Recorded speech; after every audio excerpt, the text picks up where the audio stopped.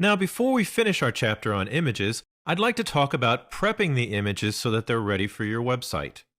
So the first thing I'll do is close all the browsers, and I'll close all the files we've been working on, and let's just take a look at the images themselves. You can use any image editing program you like. For my example, I'm going to use Photoshop again, and it'll help out because it's very visual when it comes to compressing images.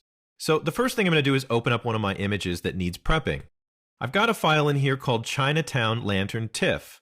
Now a TIFF file is a normal image format for printing, but to get it ready for the web, we need it to be a JPEG, a GIF, or a PNG file. So I'm going to open that up inside of Photoshop, and there we've got our image. And the first thing that we want to do in our image editing program is to change and adjust the size so that it's correct for our web page. In Photoshop, that's under the Image menu, and it's the Image Size function. Now I wanted to set this one so it was a height of 300 pixels. And as you can see, Photoshop by default keeps the dimensions and the aspect ratio the same. You want to be measuring using pixels because inches or centimeters aren't really going to make much sense when we're talking about a screen image. So I'll just click OK, and we'll have our image size down correctly. And then the second thing we want to do is we want to put this file into a JPEG, GIF, or PNG format. Now in other programs, that might be a save as type of a function. Photoshop has this as well, and you can just choose JPEG from the list. But this is actually not the correct JPEG if you're using the Photoshop program. I'm going to cancel back out of this menu, and I'm going to go to another option of the File menu, Save for Web and Devices. Now in this case, Photoshop has a lot more controls than other programs would, but the things that we need are going to be in any program that you're looking for. First of all, when I save this for web and devices, I want to choose one of the formats that browsers can actually read. A JPEG is a good starting choice because it's a 24-bit format, which means that it can store and display 17 million plus colors. And that's good for photographs like this because they have lots of different colors that are used in the pixels that make it up. So I'm going to leave this at JPEG for right now. And every program that has a setting for JPEGs has some kind of quality setting. In Photoshop, you can use words to set it, or you can use the quality setting directly and set whatever number you'd like. Now you'll see other settings in here, like for instance blur, matte, and color profiles, but the important one is going to be quality because that's going to determine how small your file is and how good it looks on the page. One nice thing about using Photoshop for this process is it gives you a preview of the quality before you save the image out.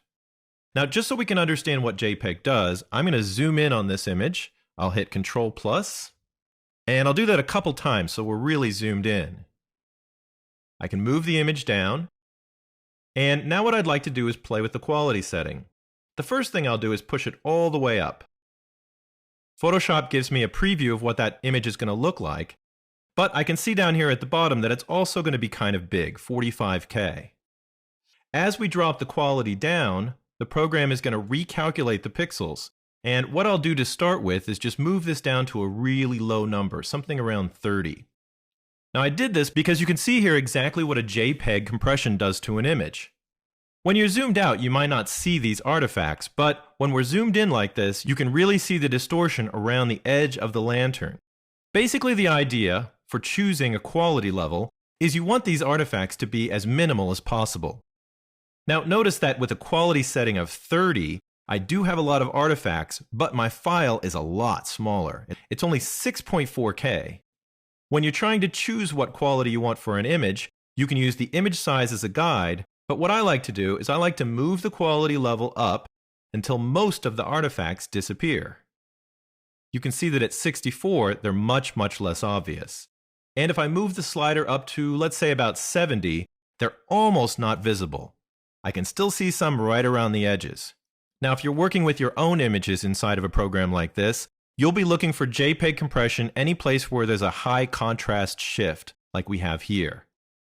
The artifacts will usually show up right around those edges, and you can basically move the quality up until the artifacts are almost gone or until you've achieved the file size that you're looking for.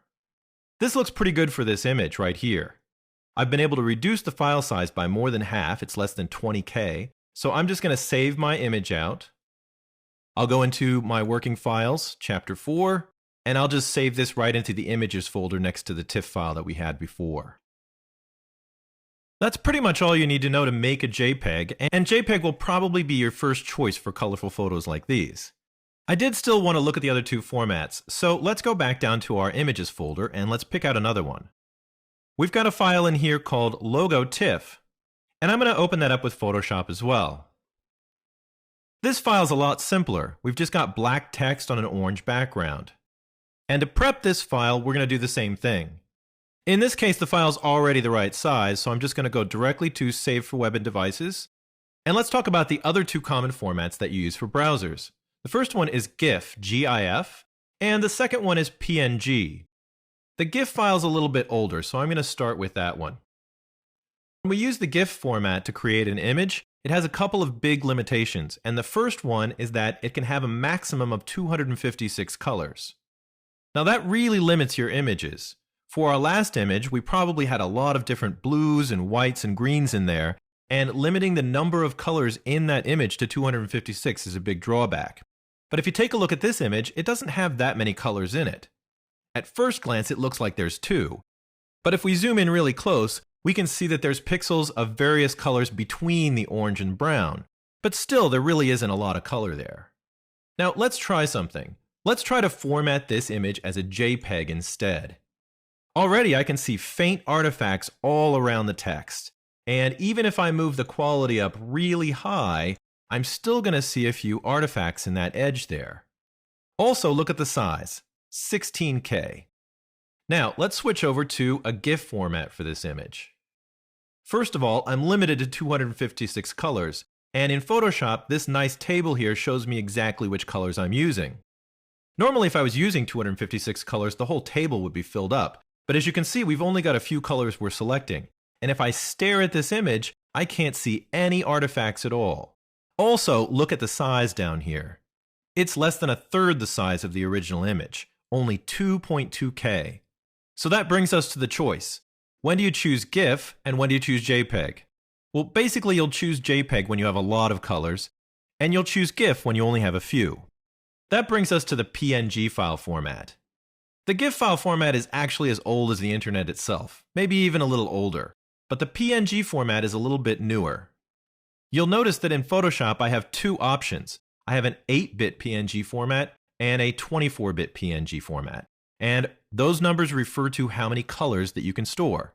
The 8-bit is just like the GIF file, 256 colors is the maximum, and the 24-bit one is just like the JPEG. We have 17 million colors that we can use.